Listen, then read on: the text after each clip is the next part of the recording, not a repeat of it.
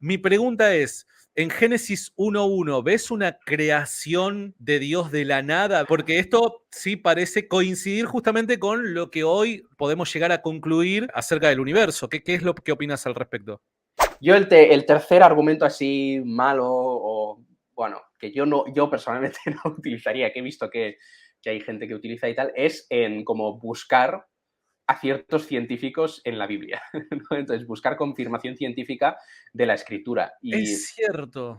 esto, por ejemplo, es algo que, si no me equivoco, yo creo que Hugh Ross, por ejemplo, dice que Isaías 40:22 está hablando de la expansión del universo, ¿no? Que es, me parece que es un versículo de la escritura que dice que Dios pues extiende los cielos como una tienda o algo así. Entonces él dice, ¿ves? Está hablando de la expansión del universo y tal, no sé qué. Entonces, yo realmente creo que eso es, bueno, aparte de que es como estirar el texto demasiado, ¿no? Me parece a mí.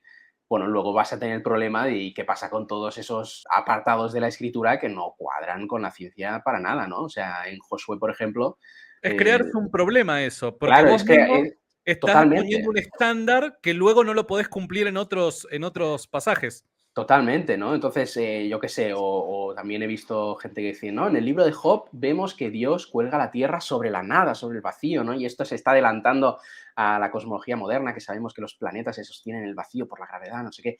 Y yo escucho eso y digo, vale, y en Job y en Josué que se para el sol y se supone que no sé qué, y en los días del Génesis entonces no son literales, no sé qué, bla, bla, bla.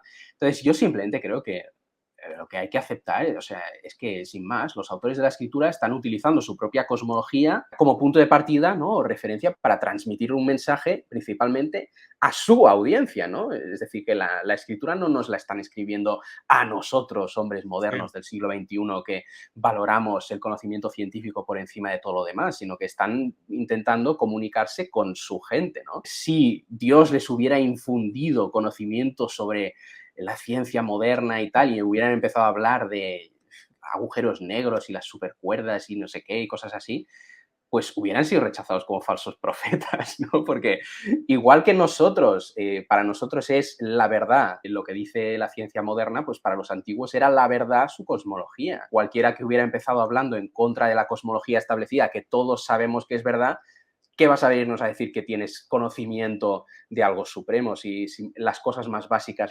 te estás equivocando en ellas, ¿no? Entonces, simplemente tenemos que aceptar que el objetivo de la escritura no es corregir las teorías científicas de los antiguos, ni darles conocimiento científico ni nada, sino corregir sus ideas teológicas, ¿no? O sea, hablarles de Dios a través de Sí. su propio lenguaje, sus propias imágenes culturales y tal, ¿no? Es como el pasaje que dice, Dios se sienta sobre el círculo de la tierra, ¿no? Y quieren Claro, mostrar como que hay como que se presupone la tierra esférica. O yo recuerdo que cuando comienzo mi vida como cristiano, me encontré con una página, en ese tiempo estaba Facebook, me parece, y alguna que otra red social más, pero no era lo masivo que era hoy por hoy, ¿no? Entonces vos te metías en Google y buscabas respuestas y cosas por el estilo. Y me acuerdo de una página web que ya ni sé si existirá, de un pastor que decía ser científico, ¿no? Y decía, pero literal, ¿eh? No me acuerdo particularmente qué pasaje, pero decía que había un salmo que demostraba o que ya hablaba en ese salmo de la segunda ley de la termodinámica. O sea, había un salmo que hablaba de la segunda ley de la termodinámica, ¿viste? Y yo decía, wow, chabón, mirá, adelantada a los tiempos, la Biblia, tremendo. Hoy por hoy, cuando alguien se presenta ya de esa manera, ya digo, che, ¿qué onda? O sea, hay que tener un poco más de cuidado, ¿no?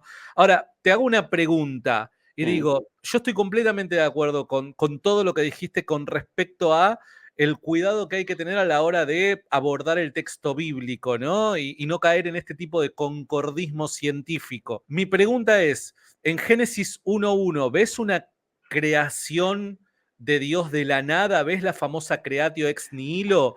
Porque esto sí parece coincidir justamente con lo que hoy sabemos o podemos llegar a concluir acerca del universo. ¿Qué es lo que opinas al respecto?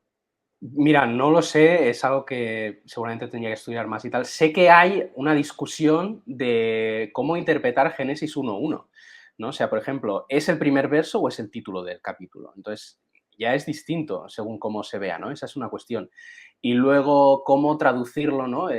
La traducción que todos conocemos es: en el principio creó Dios los cielos y la tierra, punto, y la tierra estaba desordenada y vacía y las tinieblas estaban sobre la faz del abismo, ¿vale? Entonces, claro, realmente hay una discusión de cómo hay que traducir los primeros versos bueno, son decisiones que el traductor tiene que tomar y que no tienen que corresponderse realmente con cómo se escribió el texto, ¿no? Porque yo qué sé, todo lo que son puntos de signos de puntuación y tal son cosas que introducimos nosotros, que entonces no se tenían y tal, ¿no?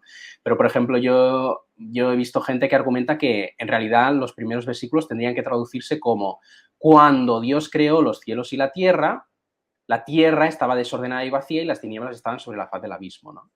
Y que esto ya no estaría sugiriendo tanto esa imagen de creación de la nada, ¿no? Que sugeriría la otra traducción, sino algo más similar al resto de cosmologías mesopotámicas, de que en el inicio lo que tenemos es un estado caótico de las cosas y entonces llega la divinidad a poner Y orden, ordena. ¿no? A poner Eh, orden, exacto. Entonces, no lo sé. Luego hay otros versículos más en la escritura que sí que parecen sugerir esta idea de creación de la nada, ¿no?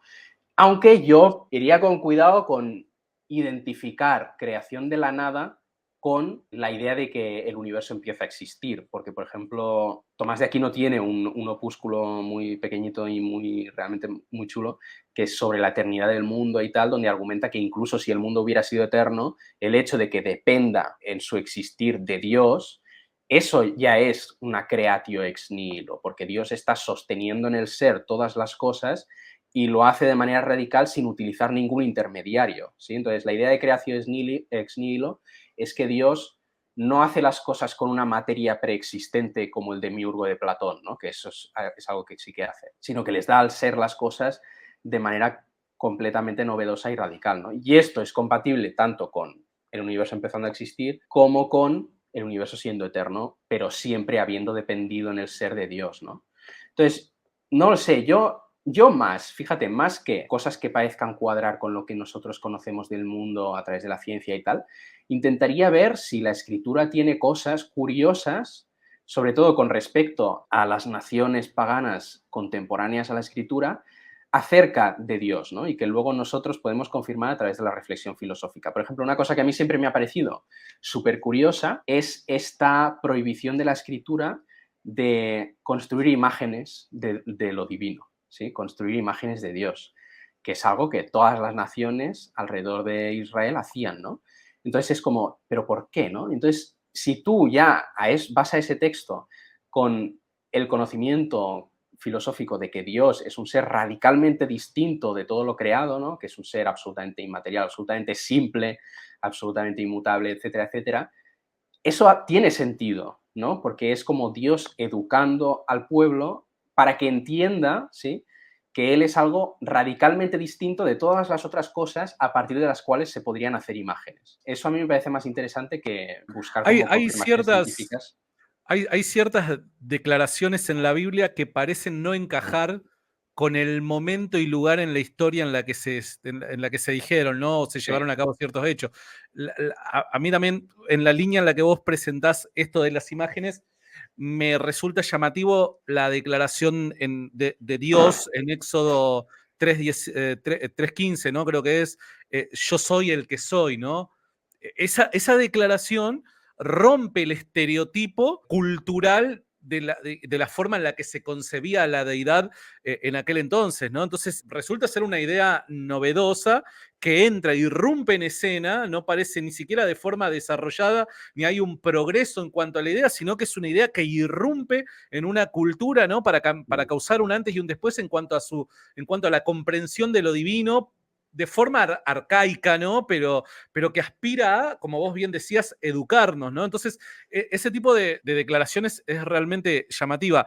Y por otro lado, Génesis capítulo 1, versículo 1, yo también lo veo, sumándome a lo que vos mencionabas, yo lo veo como un posible, porque evidentemente es una discusión abierta, ¿no?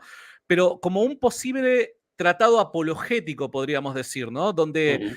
Israel, en medio de naciones paganas que tenían una cosmogonía, viene a presentar a su Dios como un ser completamente distinto en relación al mundo, ¿no? Entonces, a ver, sabemos que en la Mesopotamia se creía en una materia preexistente eterna y que las divinidades de distintas maneras venían como a poner orden o cosas por el estilo, ¿no? Entonces, Dios, el Dios de los judíos, ya se presenta como un ser del cual depende la creación para existir, ¿no? Y esto lo podemos vincular con este tipo de declaraciones como yo soy el que soy, ¿no? Porque evidentemente Génesis capítulo 1 parece escribirse, redactarse dentro del mismo contexto del libro de Éxodo, ¿no? Donde ya hay un tipo de liturgia, hay un tipo de idea, comprensión, hay un tipo de religiosidad, hay una imagen de lo divino y demás, ¿no? Entonces parece encajar con el yo soy, parece encajar esta forma en la que se presenta a Dios creando de la nada el universo, ¿no?